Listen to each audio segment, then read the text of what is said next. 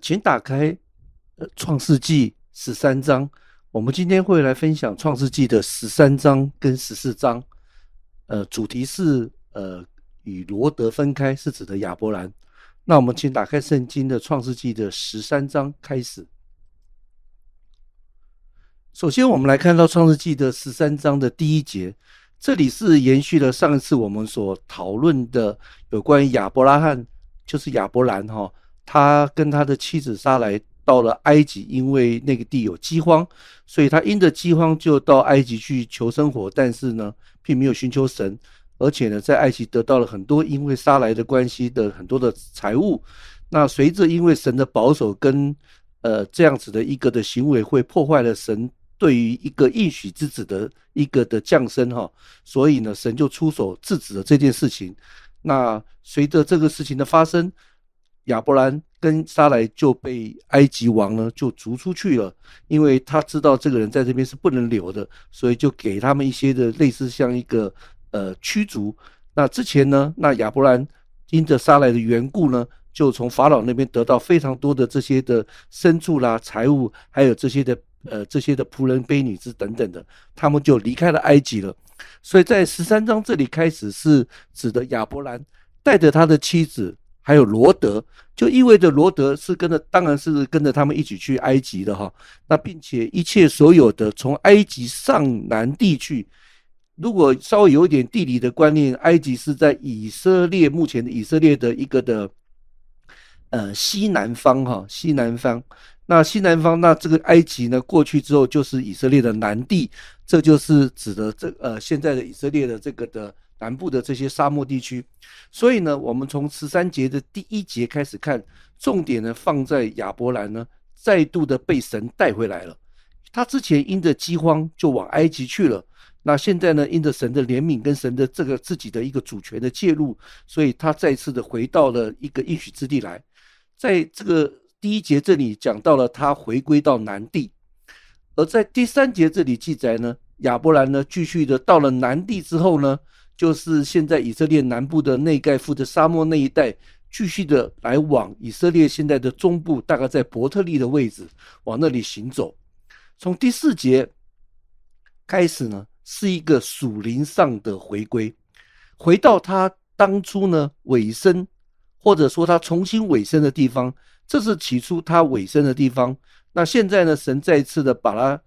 引到这个地方来，这个地方同时也是他起初呢足坛的地方，就是在创世纪的12章的第8节，当神对亚伯兰显现，对他第一次显现，向他说了要应许他成为一个大国的时候呢，亚伯兰就为耶和华筑了一个坛，现在又回到这个地方。因此亚伯兰在这里又再一次的求告耶和华的名。那这是亚伯兰起初公开敬拜的地方，那现在呢，这个公开的敬拜又再一次的恢复了。在之前我们已经谈到了，在12章亚伯兰呢，在这个经历了埃及的失败呢，他并没有在这件事上面，在信心上面能够非常的成熟，反而在信心上面是不够的。但这毕竟是他的一个开始的起步，也是我们所有人在开始相信神之后，被神所带领会有的现象，就是在信心上的操练，还有明显的看见我们对神的信心是不足的，这个是正常的。因此亚伯兰这件事情在神的手上，他是知道他的信心不足。那我们就来从埃及这个事件一直接下来我们往后看，就会看到亚伯兰怎么样被神训练，怎么样在他的这个生命的当中经历了神的带领，以及他的生命怎么到了最后的阶段的高峰，能够完全的信心把以撒献上。所以亚伯兰成为一个属灵的信心之父，成为多国之父，他的一个信心之路，也是我们所有的今天基督徒我们要来看他的一个的生平，作为一个很好的一个参考跟学习。除了他的信心之外，亚伯兰还有其他的地方的故事的记载，是我们今天要分享的，可以来做一个学习跟参考的。因此在这个地方我们看见亚伯兰在这里，他曾经离开了应许之地，神并没有叫他去埃及，但他离开了神给他的保护之地，即使那地是迦南地，还不是属于他的，还不是神现在就要给他的，但是他并没有今天在这个地方坚固，而离开了神给他的地，离开了之后，言外之意就是离开了神对他的保护哦，这个对我们是很重要的观念。如果神并没有叫我们去另外一个城市讨生活的时候，如果我们贸贸然然的就去了，神并没有允许我们去，或者神没有同意去，到了那边我们就要自己去负责自己一切的这些生活上的问题。那这样的话就会造成其他的点点滴滴延续的后面的更多的问题哈。那很可能随着神的怜悯会再度的带度我们回来。说在这里呢，我们首先想讲的是，就是亚伯兰在这里，神把他带回来了。那他带回来之后，他也知道自己离开了神的一个给他的一个的焦点中心，就是在应许之地。所以在这里，他赶紧的想起来了以前曾经在这里足坛，他在这里再一次的求告耶和华的名，然后再一次的公开的敬拜他，能够从他的失败的这个地方再一次的重新对主委身。所以当我们今天在走生命的道路跟信心之路，还有服侍神的道路，我们或多或少没有这么的成熟，都没有办法这么准确的，每一个都可以很准确的。有时候我们会用自己的意识，有时候我们会误解，我们会被人的引导等等的，离开了神给我们的委身的地方，或是要去服侍的，或是神量给我们的这些的疆界，或是这些的地方，以至于我们离开了神的保护，然后我们就远离之后就发生了很多的问题。但一旦如果神的恩典带领我们回到这个点上的时候，我们要赶紧的今天来感谢神，再度的向主来委身，回到起初你离开的点，而不是再绕回去。像这个例子以前我们有提过，亚伯兰在这里他并没有回到当初神呼召他的这个迦勒地的乌尔，他并没有回到起初神叫他出来的地方，乃是回到他起初从埃及下去那个点。所以我们在生命的道路的当中，如果我们有个点岔开来了，你只要回到那个点上就好了，不需要回到原点去。好，这是首先我们做的一个的介绍跟说明。接着我们来看到创世纪的13章5到7节，就记载了亚伯兰的牧人和罗德的牧人之间的纷争哈。这个会有纷争，就如同我们上次有分享的，因为埃及的法老赐给亚伯兰非常多的财物跟牛羊，当亚伯兰自然就会分给他的侄儿罗德。所以这时候已经有一段时间了，那他这些的牛群羊群都需要吃草，都需要牧草，还要需要有水的。所以呢，他们各自有自己的这个牧人来管理他们两个人的这样子的一个牲畜。因此呢，这两边的牧人就开始纷争了。为什么纷争的原因是在第6节那里讲到说，那个地方容不下他们，意思是草场不够的，给这些牲畜吃是不够用的。那以这么大的土地，尤其是在那个时代，以周围的土地数量来讲，这样子好像是听起来对我们来现代来看是很奇怪的。但实际上呢，这个地方仍然是迦南七族，是迦南人的一个所掌管的一个土地，有很多迦南人所建立的城，等一下我们就会来分享。那这些的城都不是属于亚伯兰，甚至于更不会属于罗德，他们有权利在那边可以自由的出入，或是可以在任意的地方带着他们的牛羊去吃草，所以他们能够掌管的自由土地确实很少，所以他们没有办法任意的把他们的牲畜任意的放牧去吃这样子的一些草。结果呢，因着有限的牧草的关系，所以亚伯兰的牧人跟罗德的牧人呢，彼此之间呢就没有办法在一起的并肩生活了，就导致了创世纪13章7节这边所记载的这两个牧人就纷争了。那当时呢，迦南人呢跟比利西人都在那里居住，所以这是造成拥挤牧草不够的原因。纷争并不是亚伯兰跟罗德纷争，是因着这两群人的牧人为了他们自己的主人的这个福利，为了他们各拥其主的目的来做争执。在这个事情发生了之后，当然这件事情肯定会回到主人的身上，所以回到了亚伯兰跟罗德的这样子的一个身上之后，我们就来看亚伯兰跟罗德之间的谈话跟这个事情亚伯兰怎么处理的。在创世纪的13章8节，那亚伯兰就罗德说，你我不可相争，因为我们是骨肉，也就是我们是一个血缘在一起的，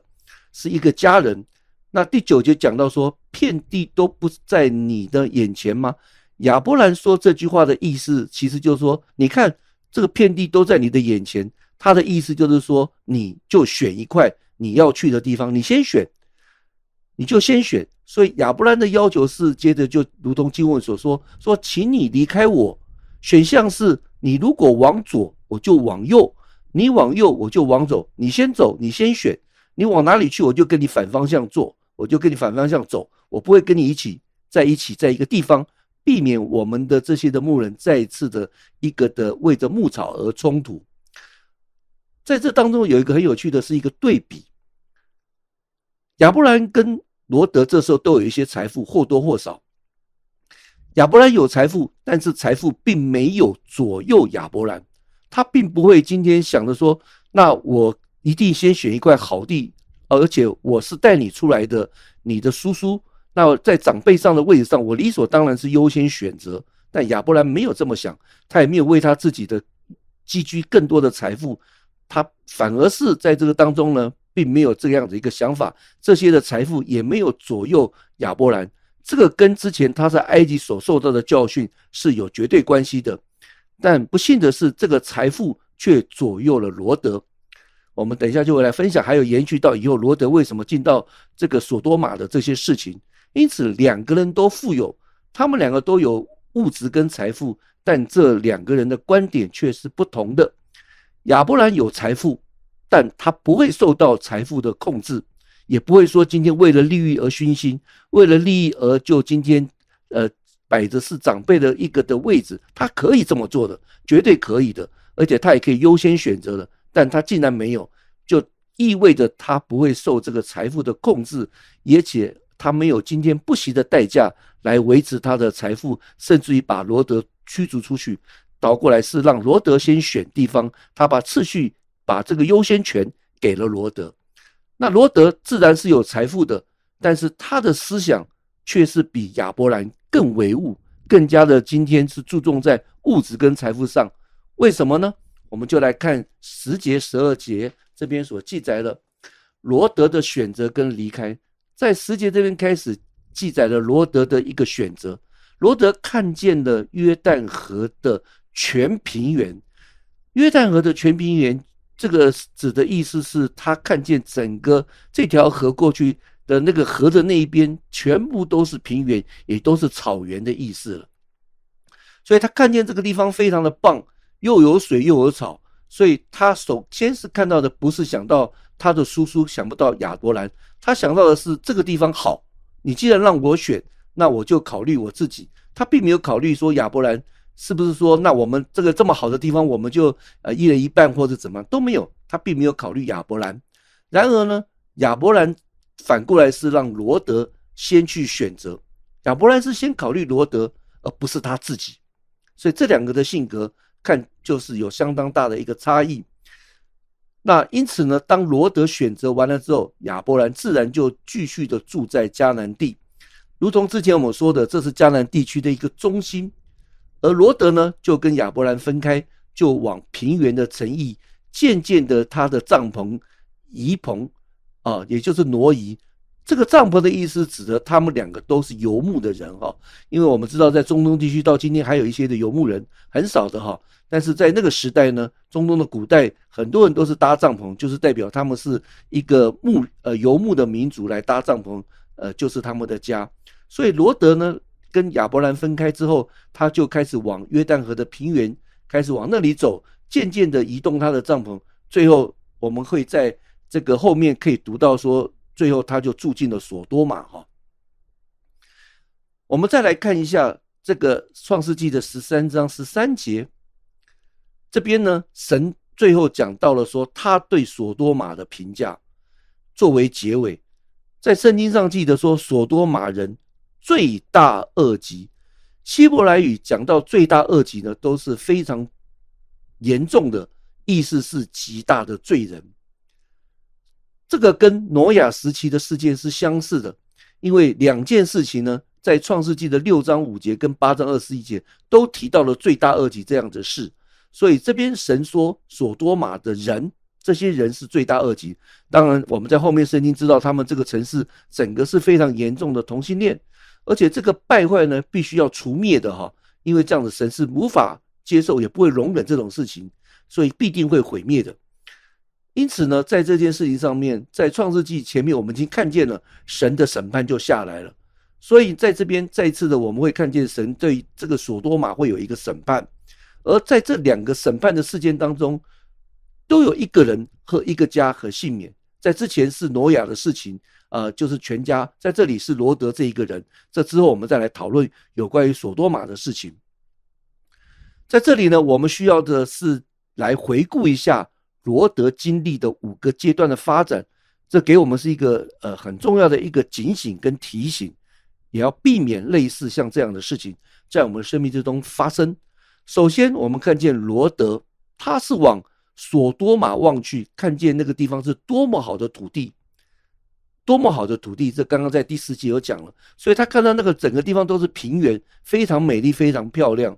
因此他已经受到他眼目的情欲吸引了。他眼睛看到，哇，这个地方太好太棒了，所以里面就想说这个地方是要去的一个地方。他并没有今天想到说，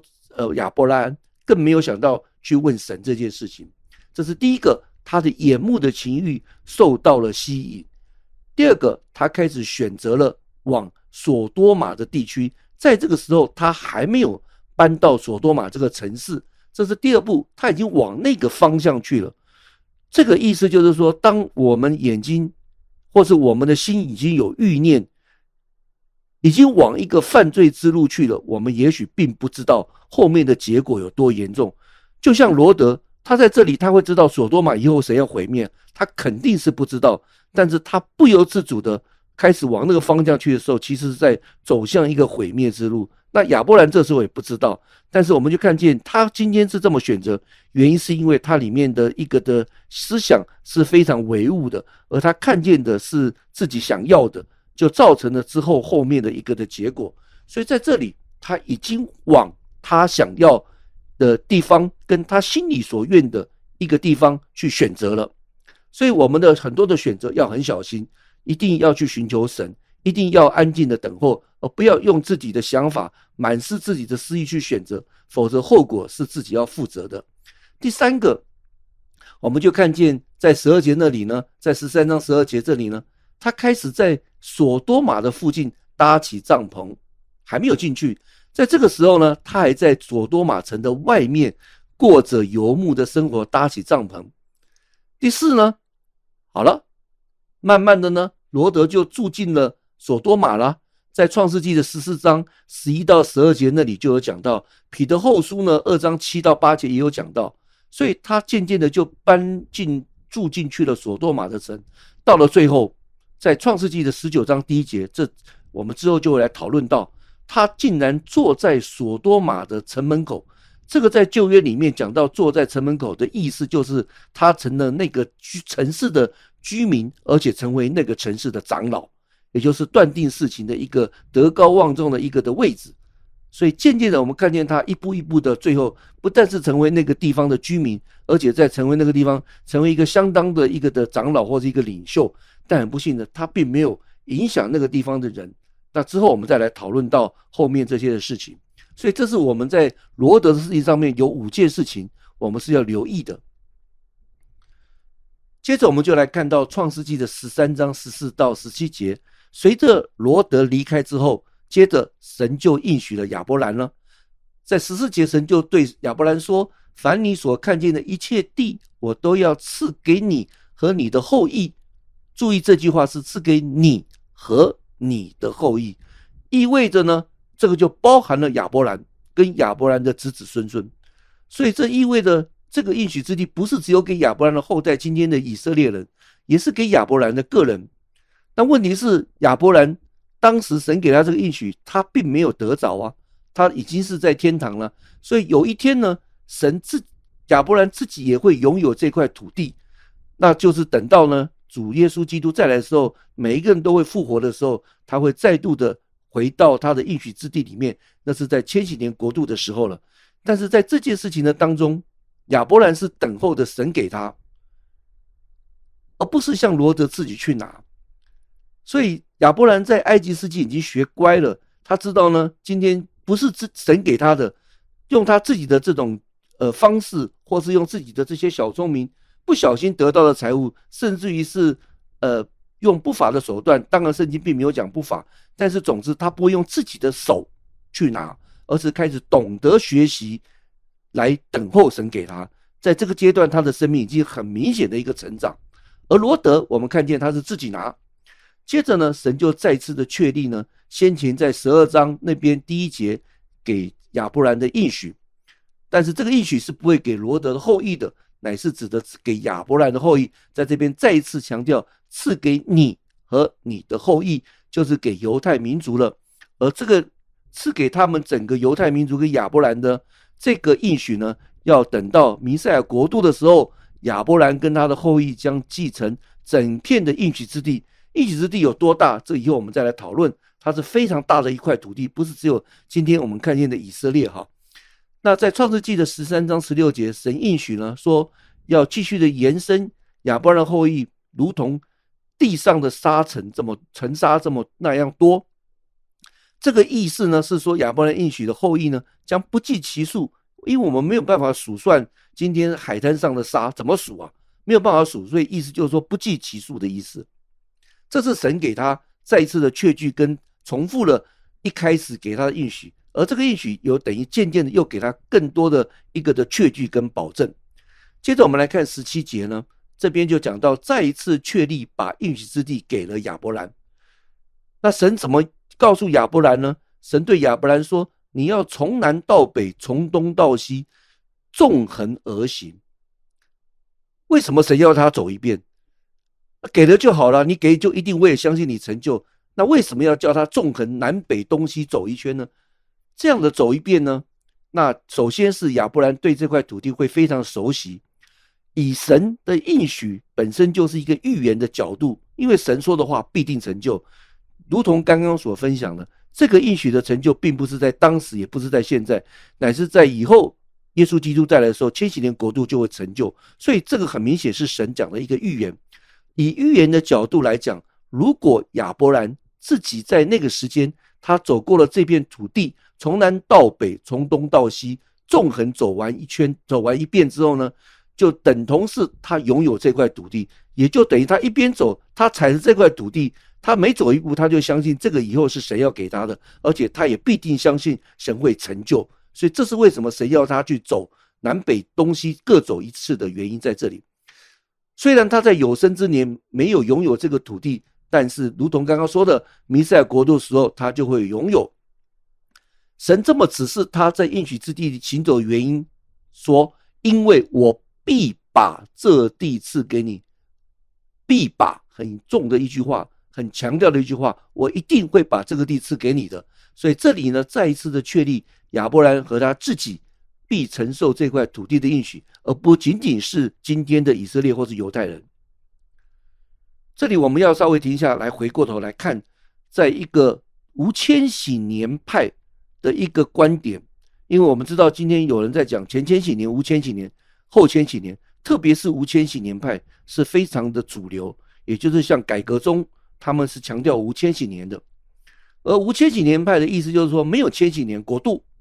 耶稣会再来，但是没有千禧年国度这回事。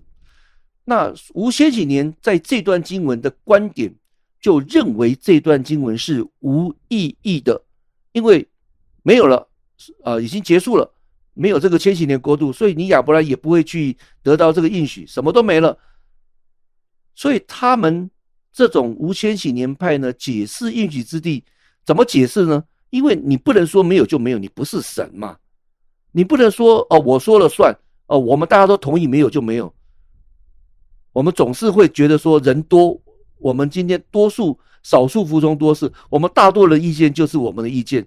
我们大数的意见就是神的意见，没这回事啊。翻过来，很多人意思不见得是神的意思，神的意思就是神的意思，而神的意思都在圣经的真理表明得很清楚了。因此我们就算是所有人都同意，但是神不同意的时候，你同意也没有用。因此他们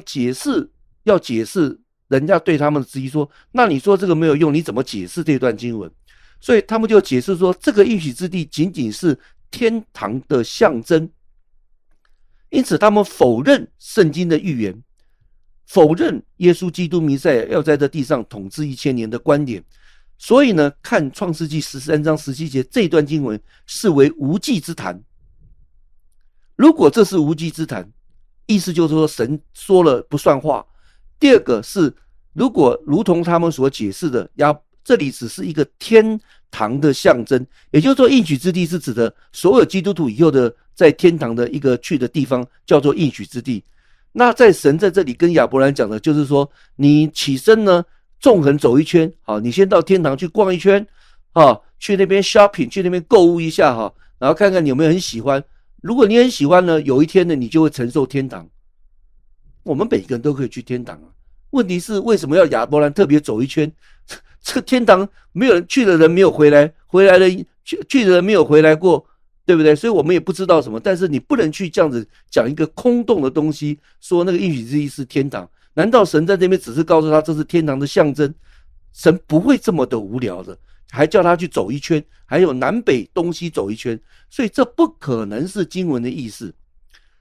经文很清楚很明显在谈一片那时候他要住的实际地方。事实上在后面的旧约我们也看见了，透过摩西跟约书亚，以色列人的确进了迦南地，的确得到了一片土地，但是他们也没有全部得着。随着他们成立了以色列国，随着他们的拜偶像的败坏，最后分裂南北国，最后一个国家的灭亡。所以他们是真实的住在那块土地，意味着神的应许是成就了。这以后我们就会来分享。但是呢，并没有完全成就，是因为以色列自己的败坏跟神的应许是没关系的。但是总有一天，这个是一定会成就的，因为我们的神是守约施慈爱的。神对亚伯兰立的约，再度的确立就不会改变。所以亚伯兰被告知要用双脚走遍全地，因为有一天呢，他必承受这块土地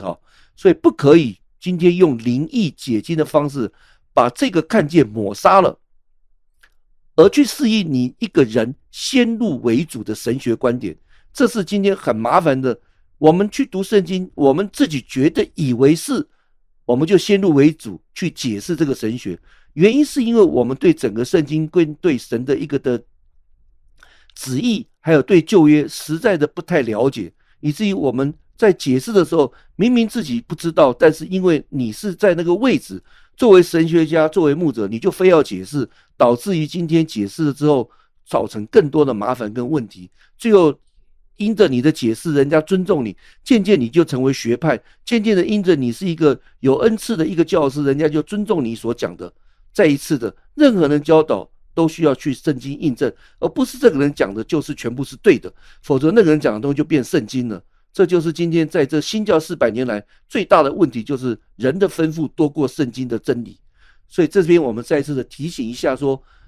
不可以今天以一个先入为主的神学观念，用你人的角度就把神的应许来抹杀了，甚至于篡改圣经。这是不尊敬也不敬畏神的，也是很危险的。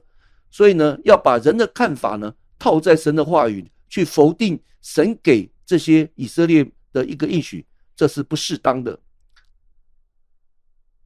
当然我们知道新约也教导说，亚伯兰在希伯来书内讲说，他在等候一座城，是一座天上的城，指的是的确是天上的天堂。但是这并不矛盾啊，也没有任何的抵消。但无千禧年派他就变成硬要说这个土地是应许之地，是指的天堂，就只有一个单项，而没有实质的土地。但是这个不是矛盾，也不会抵消的，不是2选1，乃是2个都有。在希伯来书12章那里，神是应许亚伯兰，你今天可以到我这里来安息，等到基督再来的时候，等到弥赛亚再来的时候呢，这个土地我会给你跟你的后裔的。所以这2个都会给，只是在一个时空当中不同的时间来成就。所以神应许亚伯兰不只在地上有物质的产业，他在天上也有属灵的产业。所以天堂跟实际的土地2个都会给他，而不是今天只有一个单项。接着我们就来看这个事情完了之后，在18节，那亚伯兰就接着离开那个神跟他显现文讲完话之后，亚伯兰就到希伯伦了。在希伯伦那里呢，他就为耶和华筑了一座坛，就是在曼利橡树那里。在这里呢，我们之前有谈到亚伯兰曾经在迦南地一开始那里就筑了一座坛。在这里亚伯兰再一次的在一个异教敬拜的地方筑了一座敬拜真神的坛。所以他在那里基本是今天偶像崇拜很多，但他仍然是在那里为真神、为神而建的这座坛，而在那边敬拜，在那边感恩。所以亚伯兰在预言的层面上呢，他已经走了这个应许之地，承受土地，他承受了，他已经走完了。他走完之后回过头，他摆上这座祭坛，一方面是带着感恩，也带着敬畏跟敬拜，所以他同时呢，也是在这个异教之地的足坛，在属灵上意味着他拥有这块属灵的土地，所以这是他在足坛上面我们说可以学习的。所以基本上创世纪的13章在14章，接着我们等一下会分享的对比，我们可以看见在13章亚伯兰是一个和平之人，他是一个和睦的。接着等一下我们就分享14章，亚伯兰就成为一个战士的。那这两个举动都是亚伯兰在回应照顾他的侄子罗德的责任。在这里他让罗德先选，到了14章我们就等一下会来讨论他怎么样来搭救罗德的事情。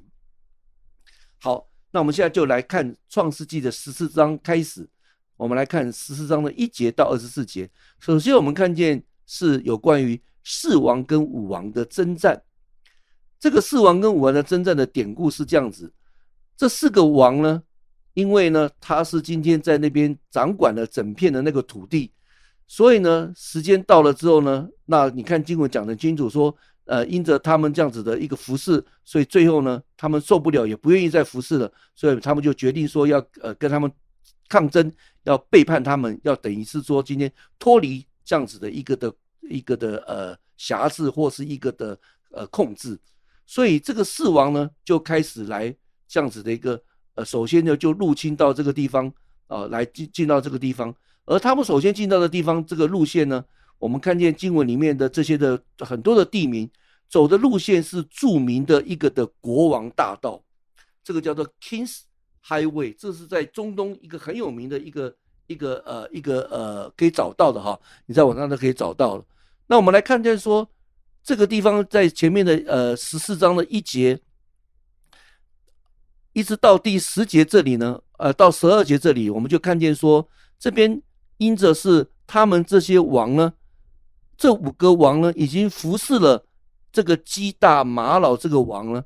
老马这个王已经12年了，所以到第13年就背叛了，在第4节那里，所以他们时间到了，他们就背叛。所以因为你背叛，所以两边一定是开始就打起来了。所以这是一个入侵的一个缘由是这样子来的。而他们去入侵的一个这个路线呢，就是在中东著名的一个地方叫做国王大道。那这是中东的3大贸易路线之一。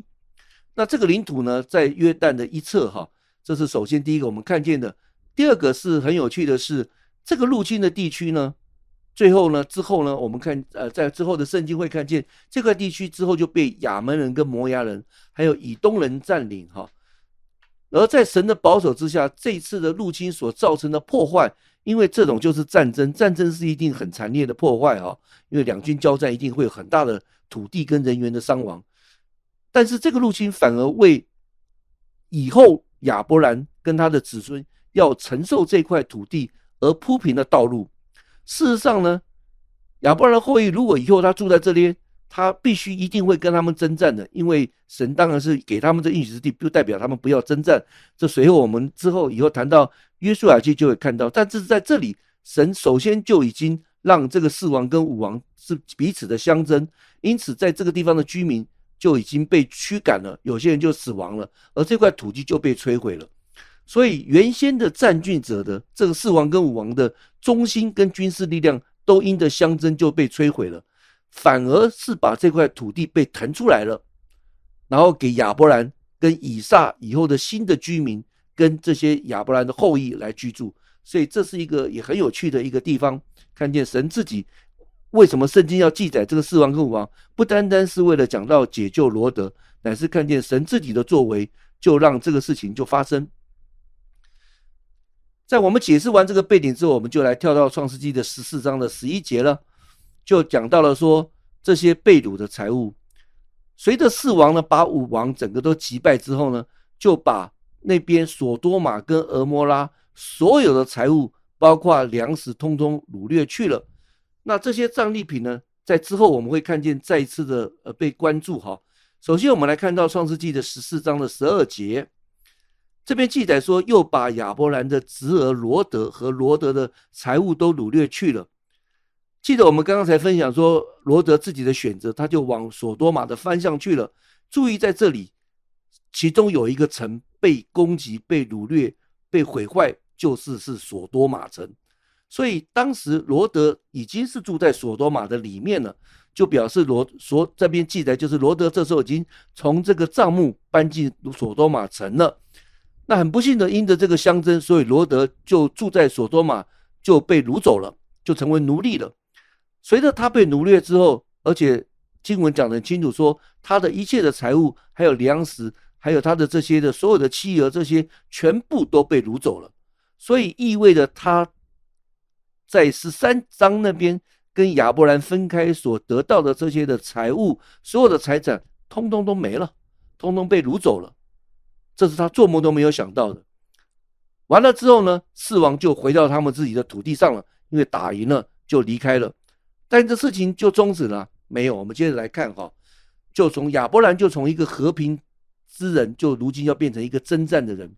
但是无论是13章的和平让给罗德，或是在这里为罗德征战呢，他的目的都是为了罗德。在14章的13节呢，这里呢，亚伯兰听到了罗德被掳的消息。这是圣经第一次用希伯来人这个词哈，在旧约一共出现33次。那希伯来人这个词总是被当作是一个民族的认同，也就是以色列民族的认同。为什么用希伯来人？是特别对着以色列民族来讲的。亚伯兰这时候呢，他住在亚摩利人曼利的橡树那里。我们在经文可以看到，曼利和以实并亚奈他们都是弟兄，他们是跟亚伯兰是盟友，所以他们住在一起。可以住在一起，就代表着他们彼此之间是很和谐的住在一起。希伯来语的意思是说，他们曾经跟亚伯兰有一种约定的关系，因为你能住在一起不相争，就意味着我们两个讲好了，井水不犯河水，我也不跟你相争，我们就各自过日子。事实上，在那个时期、那个时代呢，即使占据在那个一个中东的一个游牧民族，他们也是要有一种口头，或是签订某种一个条约的，意思就是说互不侵犯，互相共同的过日子，而且甚至于可以成为朋友。这反过来呢，从这件事情看见说，亚伯兰住在那里，竟然有人来跟他称兄道弟，愿意跟他住在一起，成为一个盟友。因为我们看到最后的经文是看见他们3个人呢，成为去帮助亚伯兰去搭救罗德的一个的资源。所以在这里我们就可以看见了亚伯兰的力量。无论是从财富的物质或是人力的物质来讲，亚伯兰都有本事啊，让这片的土地的居民愿意跟他签署条约，愿意跟他和平共处。我们就看见他是神怎么样的祝福他，跟他的一个的做人跟为人处事，还有怎么样的能够跟当地成为一个和睦的人。这个条约呢，当然也是说，因为他们是跟亚伯兰在一起的，那可能在签订大家口头约或者一个实际上的约，那自然就会今天当亚伯兰要去搭救罗德的时候，他们自然是带着一个支持支援的一个立场。所以呢，这是其中一个原因。另外有可能是这随同亚伯兰的这些3个人呢，很可能也是一起跟他敬拜耶和华神的一个皈依者，也是敬畏真神的。这是2种都有可能。接着我们来看14节，这里讲到了亚伯兰支援要去搭救罗德的军队，这是他家里面自己生养的，也就是他的壮丁，这个都是他家庭里面的成员，数量非常的庞大，有318人。而且这318人是可以出去打仗的男丁，不包括妇孺老幼还有其他的人，所以单单打仗的男丁就有318人，所以他养的人真的是挺多的，代表他家大业大。所以接着我们来看15节，这里就分队攻击的描述，一队是他和他的310个仆人，另外一队就是刚刚这个3兄弟的一个同盟军，他们就开始出发去搭救罗德了。那搭救那当然是完全的成功了。16节我们就看见说，这是一个营救的记载，亚伯兰将被掳的一些财物就夺回来，一切的财物夺回来，就代表这是一个打仗得回来的战利品，并且呢，连他的侄儿罗德跟罗德的财富，通通都掳掠回来了，全部都夺回来了，也意味着罗德失去的他也保住了。那经文讲清楚说，还有以及妇女，这妇女就指的是被掳的妇女。人民是谁？人民是指的刚刚讲的是四王打这个王的时候呢，因为他们这些里面的城里面人就掳去了作为战俘哈，就一起把他们带走了。那这些全部都夺回来了。在这里呢，很有意思的是，亚伯兰就像一个真神的代表来拯救人，因为他们被这些的人被这些的王掳走了。除了亚伯兰代表一个真神的一个代表，等一下我们会来谈麦基洗德，他是一个祭司的位置。无论是亚伯兰作为神的代表，或是麦基洗德，都让这个一个经历神的恩典，让这些人看见一个有机会，因为他们确实的看见麦基洗德是一个大祭司来接亚伯兰等等之类的，所以亚伯兰是一个敬畏神的，这个他们也会有所知的。但是这些人并没有因为这个事情而去转向去敬拜耶和华，也没有去转向神。随着这些得回来被释放回来的这些的所多玛跟俄摩拉人，还有今天亚玛人还有西扁人，他们虽然被亚伯兰救回来了，但他们没有在灵里面回应神，也没有离开他们的罪。千万不要忘记，他们是迦南人，早就是已经是罪恶满盈的。其实在这里神是给他们一个机会，让他们借着亚伯兰的搭救能够回转，能够去敬拜独一真神。但是他们没有回应，也没有离开他们的罪，所以所有人最后就回到自己的一个的城市，达到搭救了。因着他们没有悔改，而且演变到了19章，所多玛跟俄摩拉更恶，成为一个超级的一个罪恶的一个同性恋的城市。最后呢，以至于神时间到了，就把整个的所多玛跟俄摩拉，还有这些的附带的这些城，一共有4座，全部被毁灭。所以这个是我们先交代一下，在这里，亚伯兰做的这件事情所代表的一个很重要的是给当地人有一个机会，也同时在做这件事情。回过头，我们再来看14章的17节，这里看到经文讲到了说，有2个王出现了。第一个是所多玛王，这个所多玛王跟前面14章前面讲的那个被攻击的所多玛王是不一样的王，这个是新王。因为我们看见经文很清楚，之前那个所多玛王随着4王的攻击早就已经被杀掉了，所以这是他这些的居民被亚伯兰带回来之后，回到所多玛俄摩拉这个城市之后，又他们所推举的一个新的王，因为之前的所多玛已经在战役中死掉了。而第二个，我们就看见创世纪的14章18节到20节讲到了另外一个王，叫做耶路撒冷王。那18节介绍了他的名字叫做麦基希德，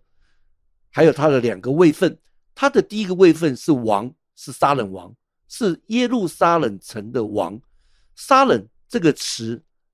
是耶路撒冷的缩写的形式，可以参考诗篇76篇第2节。所以撒冷就是耶路撒冷。麦基洗德这个名字的意思是公义的王，所以在经文这里我们看见出现了2个王，一个是新的所多玛王，第二个是撒冷王。介绍麦基洗德，这里我们讲到了说，经文讲到了他除了王之外的第2个位分是至高神的祭司，这是圣经里面第一次提到祭司哈，所以这就说明了除了亚伯兰一家之外，还有其他的信徒都存在的。所以这个就给我们一个很重要的线索，在历世历代，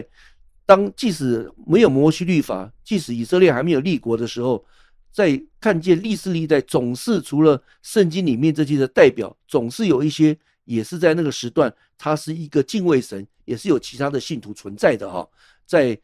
之前的洪水时代就有以诺还有其他的人，只是圣经没有特别的去记载他，但是这个是一直存在的。而麦基洗德他是一个祭司，是至高神的祭司，跟迦南七族跟迦南其他地方的异教的这些祭司是完全不同的，因为圣经特别讲到他是至高神。而亚伯兰从战场回来的时候呢，麦基洗德就带着饼跟酒出来迎接。那有许多人解读呢，这个是一个圣餐的仪式哈，但这没有理由。还有许多人教导说，麦基洗德是道成肉身之前的基督，这个也不可能，因为道成耶稣的基督，它是一个显现，是一个肉身的显现。麦基洗德他不是神的显现，因为在旧约我们之后会来看见一个名词叫做耶和华的使者，或是很多地方我们看见叫做神的使者，那都是道成肉身的第二位，他用肉身向人显现，只是他还没有真正的童女怀孕，赐名叫耶稣，但是他已经实质的成为一个显现可显现的这一位。所以在旧约当中，我们看见耶和华的使者或神的使者，他每一次出现的时候，做完他做的，交代他所说的就离开了，他不会一直留在地上的哈，所以他会在那边做一些神的一个工作，然后就离开了。而向人显现的这个神，他在地上根本就不要职分，但是经文这里我们看见麦基洗德有2个位分，一个是王，一个是祭司。只因着有人看见他是王又是祭司，就马上联想到耶稣基督也是王也是祭司的位分哈。再次的，我们回到经文这里来看到，麦基洗德他是杀人王的职分，他是那个城的王，是长久的，他不是刹那间，他是真实的王，真实的人，而且这是统管耶路撒冷的这个王。那关于旧约里面谈到麦基洗德的参考，还有诗篇110篇4节哈。那等一下我们会继续来讨论麦基洗德这个有关于这个人里面跟亚伯兰的关系。接着我们就看见了麦基洗德出来是做什么呢？在19节跟20节前面就记载了麦基洗德的一个祝福。他在19节祝福亚伯兰，他为亚伯兰祝福说，至高神赐福于亚伯兰，所以他很清楚是代表神来祝福亚伯兰的。麦基洗德也承认亚伯兰是神的一个的信徒，承认亚伯兰的神跟亚伯兰是神的仆人，要不然他不会无缘无故去祝福他的。麦基洗德说他是至高神的意思是指的这一位至高神是天地的主，也表明了至高神的意思是强调了神是天地的拥有者。而麦基洗德为以色列的列祖祝福这个事情的非常的举动，显示了这个至高祭司的崇高的位置。因为亚伯兰在以色列位置，他是列祖又是先祖，非常重要的位置，而这样子的一个祭司竟然可以为列祖来祷告，为亚伯兰祷告，更显示了他的一个崇高的一个位分。所以麦基洗德的确是一个非常高的位置。其次我们来看20节，这里说麦基洗德称颂神，他说至高神乃是应当称颂的。每一个祭司，无论在旧约新约当中，包括今天新约的，我们人人都是祭司，神的祭司本来就应该是要常常称颂神的，理所当然要做这样的宣告。那麦基洗德这样子宣告的原因，是因为首先是在这里他迎接了亚伯兰的胜利的凯旋而来，所以呢看见了神已经把敌人交给亚伯兰的手里了。麦基洗德在这里承认2件事，第一个，这是神的工作，是神帮着亚伯兰把这些的敌人通通都歼灭，然后把罗德救回来，这是神的工作，他知道的。第二个是他知道亚伯兰是真神的仆人，因着他是神所拣选，他是神的仆人，所以神就保守，也给他得胜的这样的力量。所以作为祭司的麦基洗德，他看见了这2件事情，所以呢他就出来按照神的旨意来今天来祝福他。接着我们看20节后面，当麦基洗德祝福了亚伯兰之后，那亚伯兰就对他有所回应了。亚伯兰怎么回应？亚伯兰就把他所得的拿出来1/10给麦基洗德。所以在这里我们看见说，亚伯兰再一次的，他是一个他人的祝福，是亚伯兰对人的祝福。所以看见一个神的仆人跟神给亚伯兰的一个厚恩，他总是去祝福别人。在13节那里他祝福了罗德，在这里他祝福了祭司。所以再一次的证明亚伯兰是他人的祝福，因为他祝福别人，别人自然祝福他。但是神从来没有叫亚伯兰去咒诅任何人，乃是就是叫他去祝福，因为他是多人多国的祝福。在这里我们要特别值得注意要讲的是，亚伯兰给麦基洗德的是战利品的1/10，不是他既有财产的1/10，因为亚伯兰是两手空空，带着310个家丁，还有这个跟他的盟军去把这些敌人打败，然后把财物都夺回来的，不是他本来就拥有的这些的财物的，是他的战利品。为什么要讲这个？因为有许多的今天的这样子的人呢，用这段经文来讲11奉献。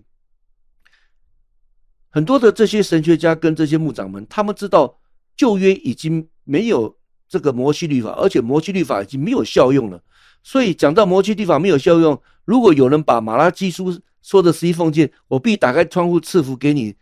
你要缴1/10，那个是旧约的律法，根本就不适用于在新约，那个根本就不能适用，而且已经失效了。很多人拿这个是为了今天担心教会没有所谓的收入，担心没有办法营运，或担心自己没有饭吃等等，什么状况都有，不宜讨论太多。总之，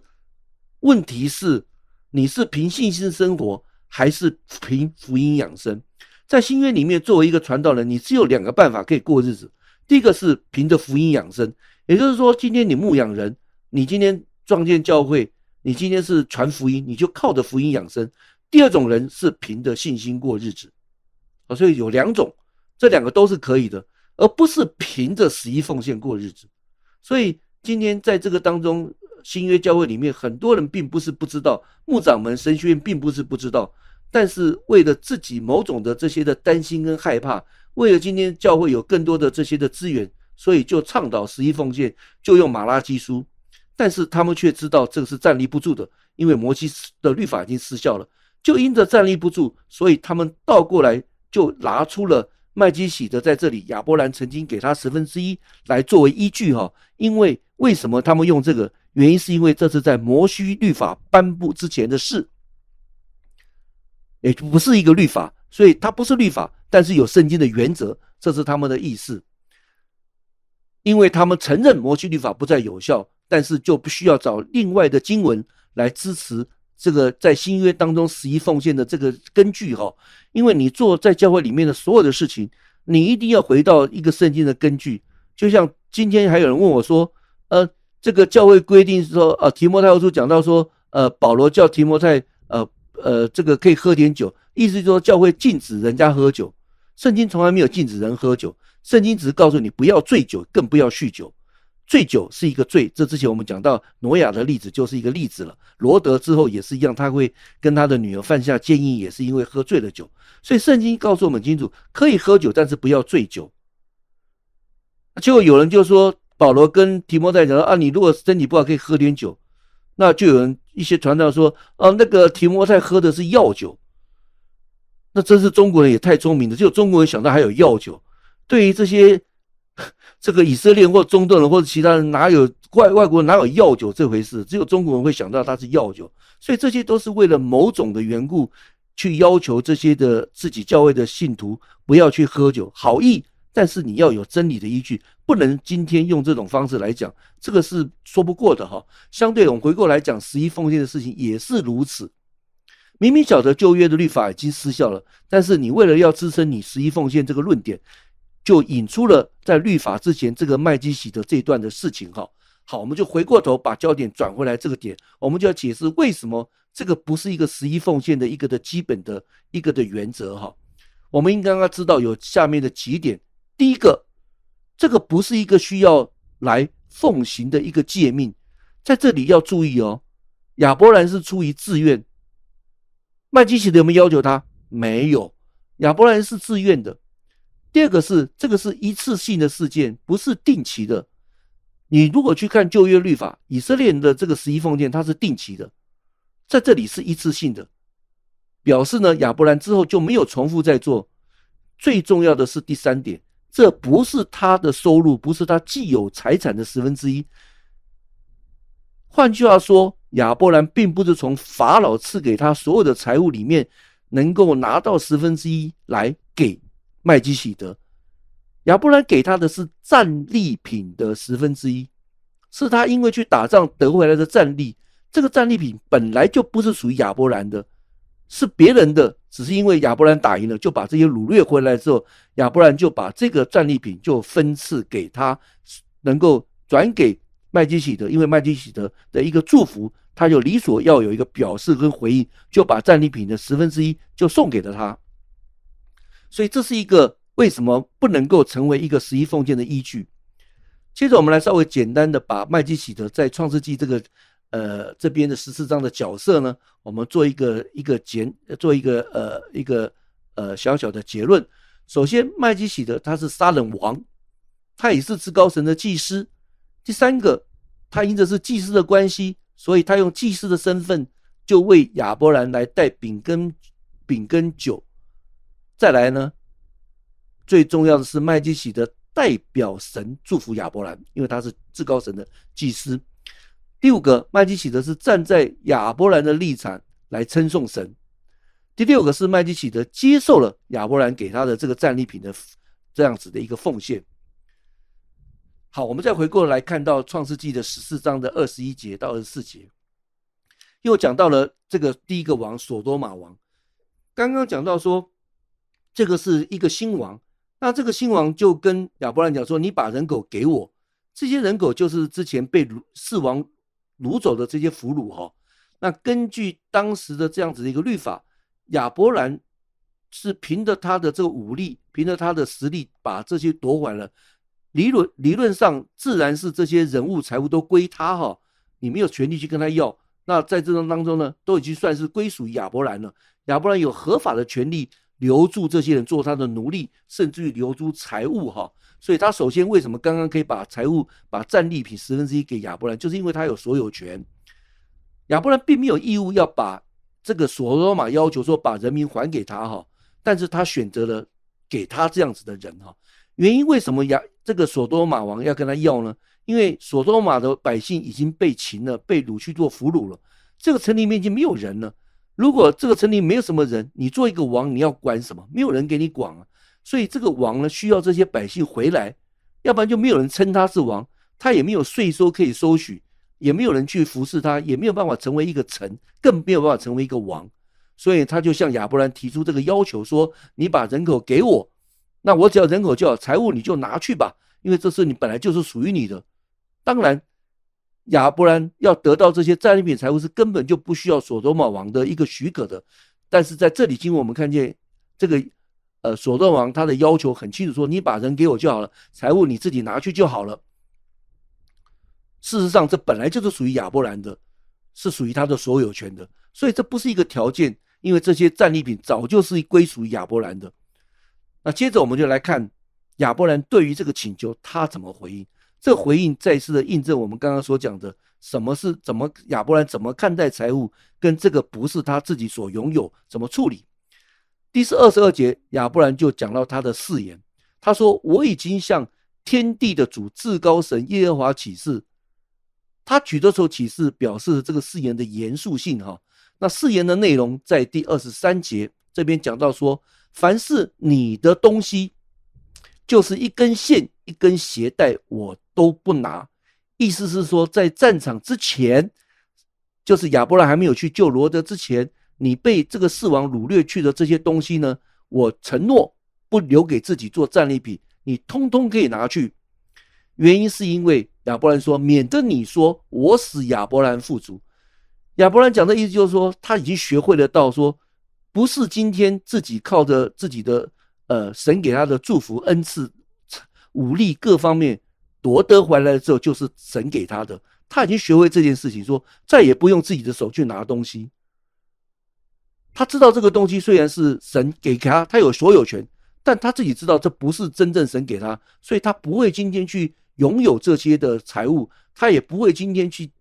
爱惜这些。所以在这里亚伯兰承诺不为自己留下任何的战利品，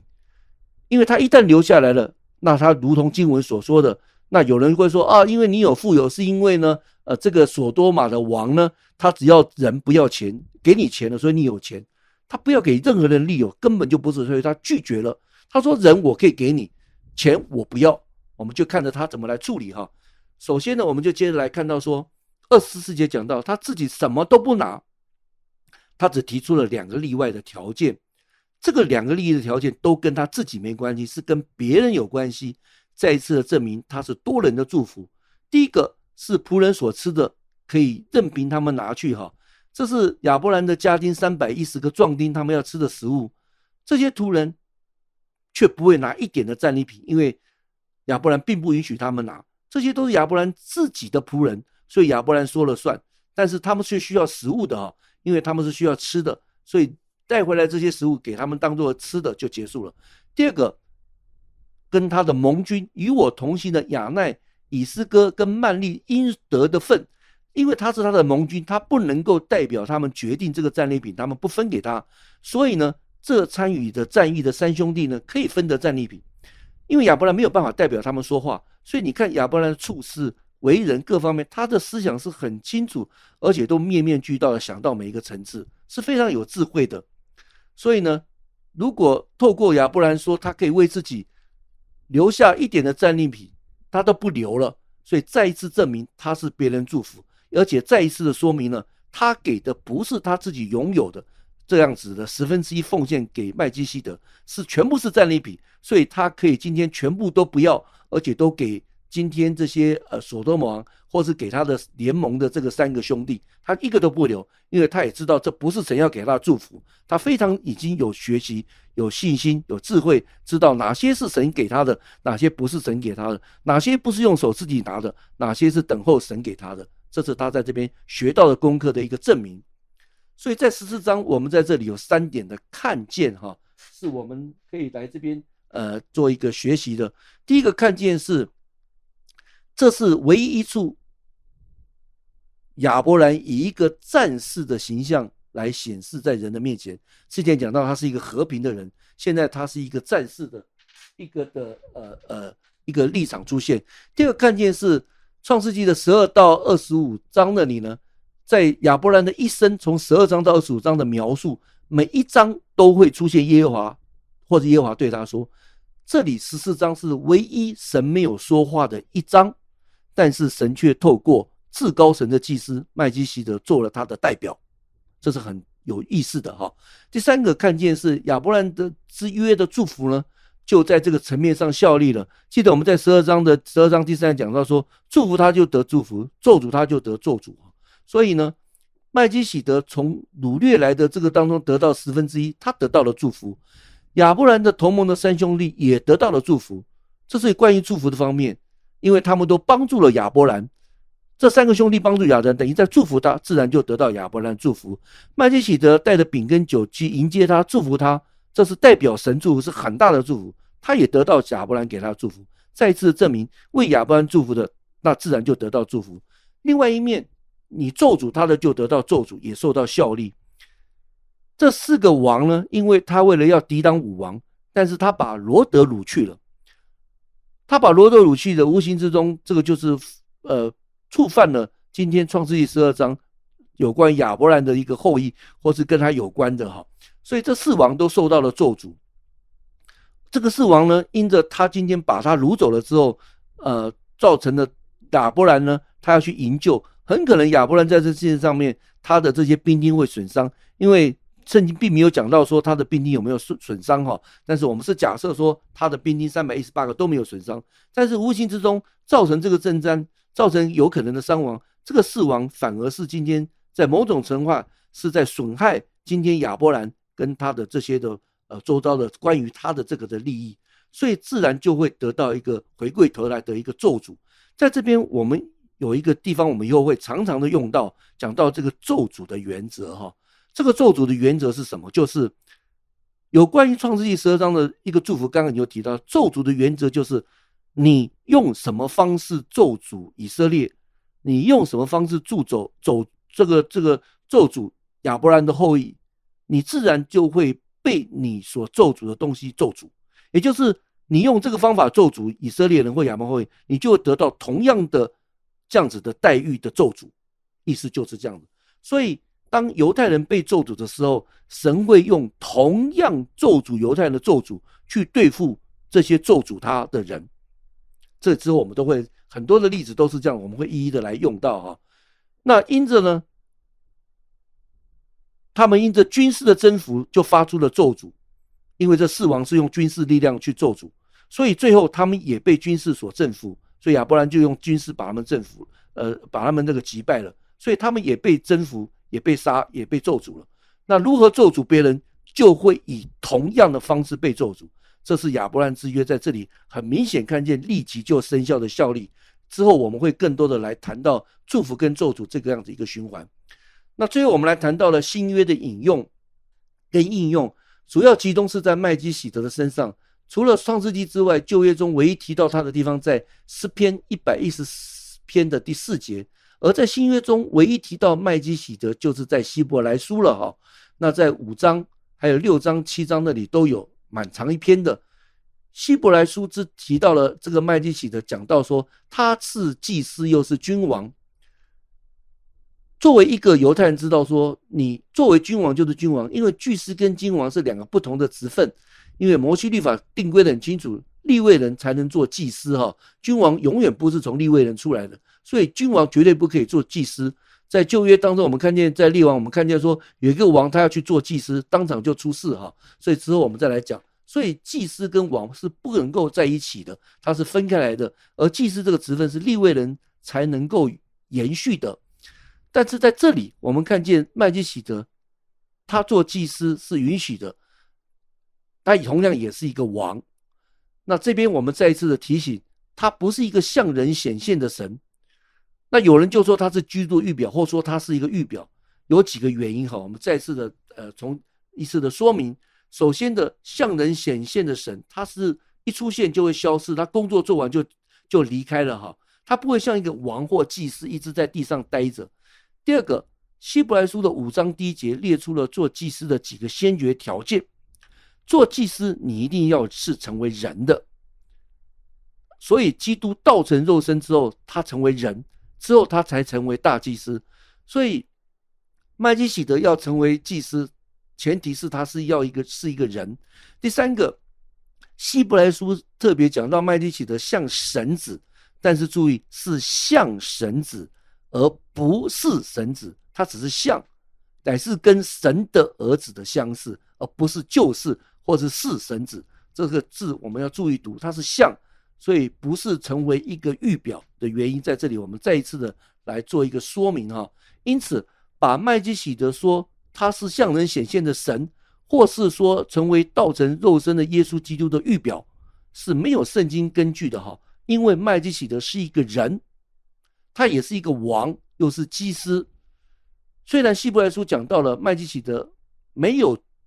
族谱，没有父亲，没有母亲的时候，这主要的是讲到麦基洗德没有家谱的记录，他没有圣经上没有记录到他的家谱，也没有这些资料讲到他的母亲跟父亲是谁。但并不代表说他没有父亲没有母亲啊，他是一个真实人，连耶稣都要从童女怀孕生下来，怎么可能你会凭空而出呢？只是没有记录而已哈。所以希伯来书的观点是一个正确的一个家谱，对利未人来讲做祭司是非常重要的。到今天为止，以色列唯一仅存的一直有家谱的就是利未人，因为利未人你必须有家谱才能证明你是一个利未人，才能证明你作为祭司，否则你不能说任何一个犹太人都称自己是利未人就做祭司。所以利未人首先是要有家谱才能够证明你是利未人的。原因是因为如果你不能证明你自己是亚伦的子孙这之后我们谈摩西就会提到，如果你不是亚伦子孙，就根本不违背神的规定，就根本就不能做祭司的职分哈。所以你说麦基洗德做祭司，他不是根据他立位的这个的所谓的职分，也不是根据任何职分，他只是今天是在神的一个任命上而言的哈。所以讲到说他因为无父无母，所以他凭空而出，就等于是他预表是基督凭空而来，这是没有办法在圣经里面有依据的。同时希伯来书说他无生之始，无命之终，并不是说他没有的，只是在圣经里面讲的这句话意思说他找不到他作为祭司职分的开始跟什么时候结束，并没有讲的，并不是说这个人怎么来的怎么去的没人知道，好像凭空来凭空离开，就像是一个神的显现又离开了，不是的，他真正活在那里，真正在这个城市里面管着百姓的。所以在这里讲的是说，为什么他们用这样子的一个方式讲到基督的预表，是因为像耶稣一样，他来了又离开，就跟旧约一样，这些的神的使者，耶和华的使者来了又离开，都好像一样的原因，是因为根据希伯来书在这里讲的，事实上这不是的，因为仍然是代表他是人，他仍然是人生父母生的，他仍然是在那个城市做王，他仍然是今天做他该做的职分，只是圣经没有特别去交代，因为最主要是讲到他祝福亚伯拉罕这个事，只是重点在于他代表神做的事，其他并不是今天要讲的重点，只是今天再一次的，你用希伯来书回过头去套用这个东西，用支持这个论点，就会造成很多的这些的神学上或者真理上的问题哈。所以这里的预表呢，共同点有的是有一些不断的祭司的职分，就像耶稣一样。所以呢，还有人透过了麦基洗德这个意思呢，因为他是公义的王，这是刚刚他们原来的意思，就来捍卫说呢，他就是一个基督的预表哈，说他就是道成肉身的。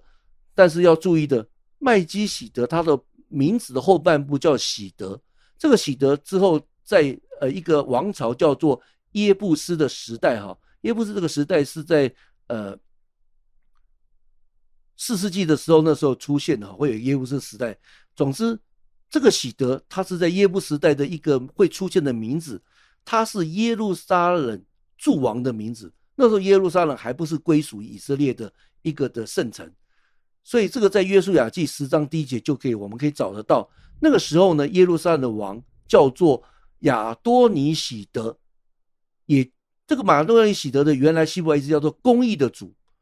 在这里。麦基洗德他也是喜德，是公义的王，但是亚多尼喜德是公义的主，但实质上这个亚多尼喜德却是一个非常邪恶而且是崇拜偶像的迦南人，他是亚布斯王朝里面的一个王。所以你用公义的王来解释说，因为他的意思是公义王，所以他就像耶稣基督一样，你用名字的含义来证明他是向人显现的神，在这里是不适用的。因为喜德这个字，我们也看见同样的例子出现了，是一个邪恶，是一个崇拜偶像的迦南人，所以你用喜德的意思来解释是很危险的。我们用了这么多时间跟各位来说明，就是要注意我们在圣经上面旧约的这些的预表跟新约的东西，一定要有根有据，而不能今天任意的去用，否则的话会造成我们很习惯的会去套用，或是今天用其他的方式来解经，就会掉到不必要的这些的危险里面哈。所以呢，再一次的喜德只是耶路撒冷其中一个王朝的一个头衔，就像麦基洗德跟这个亚多尼喜德一样，只是一个名字而已，但没有实质的那个意义哈。好，我们今天的有关于创世纪的13章14章我们就分享到这里。